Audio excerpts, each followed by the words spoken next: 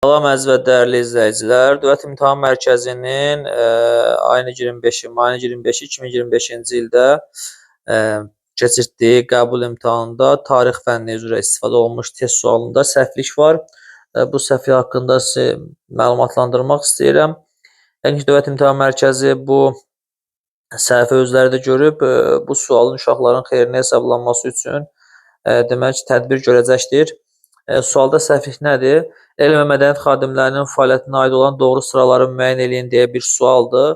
Bu sualda səhvlik ondan ibarətdir ki, təbii ki, 4 dənə fikir verilib. Etalon cavab kimi bizdə Dövlət İmtahan Mərkəzinin paylaşdığı cavablarda doğru cavab kimi burada 2 və 3-cü fikirlər doğru cavab kimi götürülüb. Amma təəssüflər olsun ki, burada 3-cü fikir səhvdir.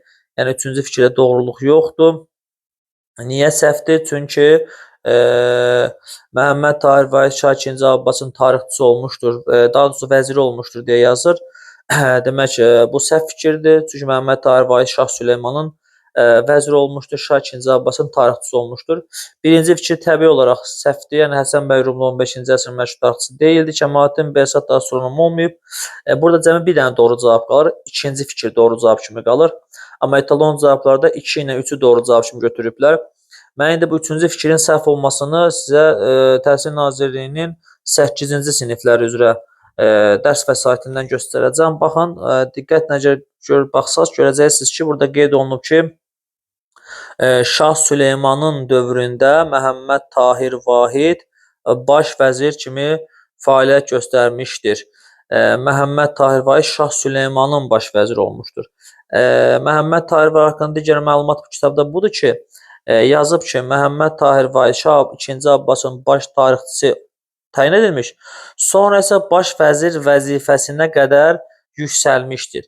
Yəni, nə demək istəyir burada? 2-ci Abbasın dövründə tarixçisi olmuş, sonra isə baş vəzir vəzifəsinə qədər yüksəlmişdir. Yəni, Şah Süleymanın dövründə baş vəzir vəzifəsinə qədər yüksəlmişdir. Belə bir dənə sual deyim də sizə. Məsələn, deyir ki, Səfəvi Osmanlı müharibəsinin 2-ci mərhələsi Xudabəndənin dövründə başlamış, sonra isə İstanbul sülhünə bitmişdir. O demək deyil ki, Məhəmməd Xudabəndə İstanbul sülhünü imzalamışdır. Axı biz bir İstanbul sülhünü imzalayan Şah 1-ci Abbasdır. Burada da o baxımdan deyib ki, 2-ci Abbasın dövründə demək tarixçisi olub.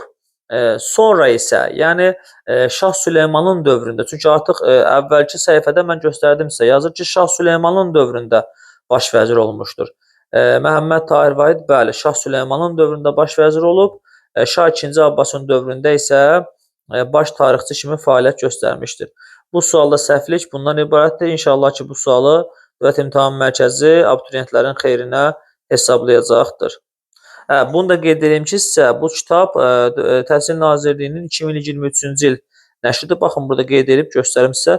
2023-cü il nəşridir və Dövlət İmtahan Mərkəzinin axırıncı abituriyent jurnalında məhz bu kitaba əsasən sualların hazırlanması haqqında qeyd var.